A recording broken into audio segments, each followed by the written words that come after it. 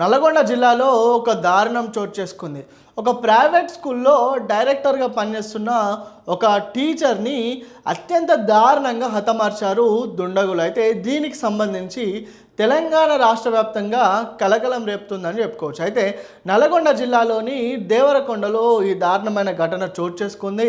ఒక ప్రైవేట్ స్కూల్లో డైరెక్టర్గా పనిచేస్తున్న రూపారెడ్డి అనే మహిళ, దాదాపు తన వయసు 45 సంవత్సరాలుగా ఉంటుంది. అయితే భర్త హైదరాబాద్లో ఉంటాడు, రూపారెడ్డి ఏమో నల్గొండలోనే తన ఇంట్లో ఉంటుంది. అయితే ఇదే క్రమంలో స్థానికంగా ఉండే ఒక స్కూల్లో తను డైరెక్టర్గా పనిచేస్తున్నారు. అయితే ఈ డైరెక్టర్గా పనిచేస్తున్న క్రమంలో తను హైదరాబాద్లో భర్తతో కాకుండా నల్గొండలోనే నివాసం ఉంటున్నారు. అయితే ఆ నివాస ప్రాంతంలో కూడా తన ఇల్లుని బాగా కట్టుకొని కిరాయికి కూడా ఇచ్చినట్టు తెలుస్తుంది. అయితే హైదరాబాద్లో ఉంటున్న తన భర్త రూపారెడ్డికి కాల్ చేయగా తన ఫోన్ స్విచ్ ఆఫ్ రావడంతో భర్తకి కొన్ని అనుమానాలు వచ్చాయి. అయితే కిరాయి ఉంటున్న వాళ్ళకి కాల్ చేశారు. అయితే నా భార్య ఫోన్ లేపడం లేదు, కాస్త చూడండి అని కిరాయి ఉంటున్న వాళ్ళకి చెప్పాడు. కిరాయికి ఉంటున్న వాళ్ళు వెళ్ళి చూడగా అక్కడ వికట జీవిగా తను మిగిలిపోయింది. అయితే తనని హత్య చేసింది ఎవరు, మరి ఇంత దారుణానికి ఉడిగట్టడానికి గల కారణాలు ఏమై ఉంటాయి అంటే, ఒక స్కూల్ డైరెక్టర్గా పనిచేస్తున్న తనకి శత్రువులు ఎవరై ఉంటారో పోలీసులకు కూడా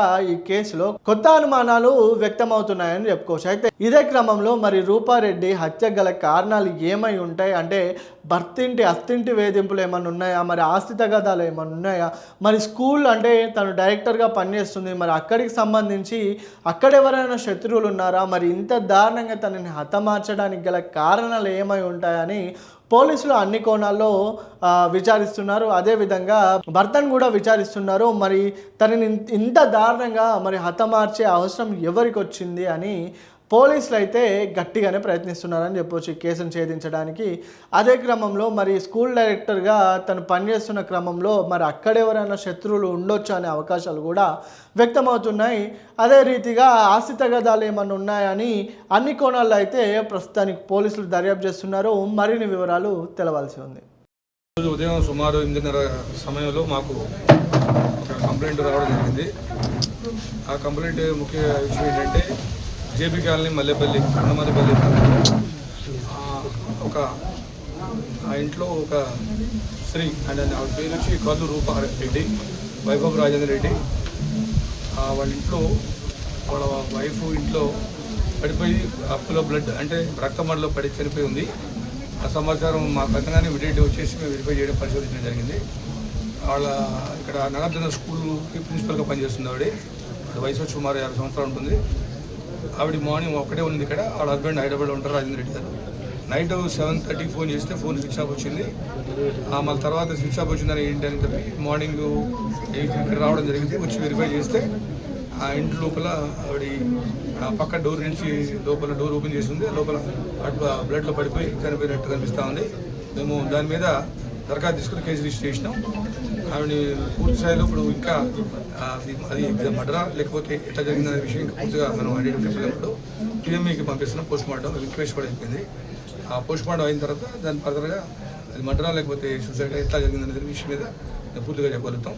ఒకవేళ అది ఏమన్నా ఒక మర్డర్ అయితే దాని మీద టీమ్స్ పెట్టాం. 2-3 టీమ్స్ కూడా మూమెంట్లో ఉన్నారు. సీసీటీవీ కావచ్చు, సిడిఆర్ కావచ్చు, ఇతరత్ర మిగతా విషయాల మీద మేము పరిశోధించి అతను మేము ఆ కేసుని ముందు తీసుకెళ్తాం. కాబట్టి మీరు ఇప్పటివరకు అయితే మాత్రం అది మర్డరా లేకపోతే ఎట్లా జరిగిందనే విషయం మీద మనం చెప్పలేం. పిఎంఈ రిపోర్ట్ వచ్చిన తర్వాత దాన్ని ఎప్పుడు జరిగిందంటే ఇది నిన్న 5:30, 5:40 తర్వాత ఫోన్ ఆపేశారు. ఫోన్ స్విచ్ ఆఫ్ అయిపోయింది. 5:30 నుంచి నైట్ ఎప్పుడైనా 8 మధ్యలో జరిగిందని మేము అనుకుంటున్నాం. 5:40 to 8 వరకు అట్లా. మార్నింగ్ 8:30కి మనకు కంప్లైంట్ వచ్చింది.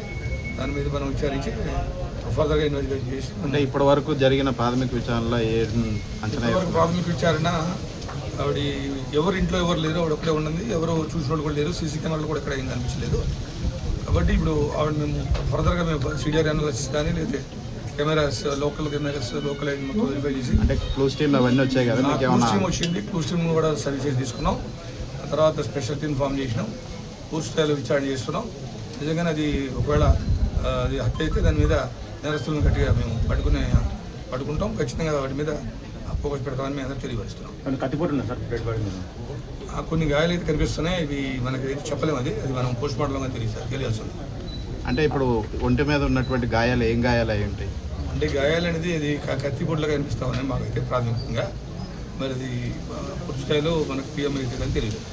ఏమైనా హత్యకు ఉపయోగించిన ఆయుధాలు ఏమైనా దొరకడం కానీ ఆ అమ్మాయి మేము పూర్తిస్థాయిగా నేర పరిశోధన చేసినాం, నేర స్థలాన్ని పరిశీలించడం, నేర స్థలాన్ని కూడా కట్ చేసినాం. తర్వాత ఇప్పుడు ఇక్కడ కూడా ఎటువంటి ఆయుధాలు దొరకలేదు. మేము ఫర్దర్ కంటిన్యూ చేస్తాం, దాన్ని డిటెక్ట్ చేయడం ప్రయత్నిస్తాం. అంటే కుటుంబ సభ్యుల మధ్య ఇప్పుడు వరకు అయిన సమాచారం ప్రకారం ఎటువంటి కుటుంబ సభ్యుల మధ్య వివాదం కానీ లేదంటే హస్తగాథలు కానీ ఇతర ఈ విషయాలు బయట కాలేదు. వాటిని కూడా ఆ పనులు కూడా విచారిస్తాం. మృతురాలు ఫోన్ ఏమైనా దొరికిందా సార్? ఆ దొరకలేదు. ఫోన్ కూడా ముందుగా ఫోన్ లేదు, ఆ ఫోన్ కూడా స్విచ్ ఆఫ్ వస్తుంది, అది చూపించలేదు. దాన్ని కూడా ట్రేస్ అవుట్ చేస్తాం, ట్రేస్ అవుట్ చేసి ఫైనల్ చేస్తాం. అంటే ఇప్పటి వరకు ప్రాథమికంగా ఎవరి మీద కూడా అనుమానం అనేది ఇప్పుడైతే మనకి ప్రాథమికంగా ఎవరి మీద అనుమానం లేదు. అనుమానం లేదు. మనం వీడియో అనాలిసిస్ కానీ సెల్ ఫోన్తో కానీ లేదంటే సీసీ కెమెరాలు కానీ ఇతర విషయాలు మనం పరిణామాలు తీసుకుని అప్పుడు మేము చెప్పగలుగుతాం.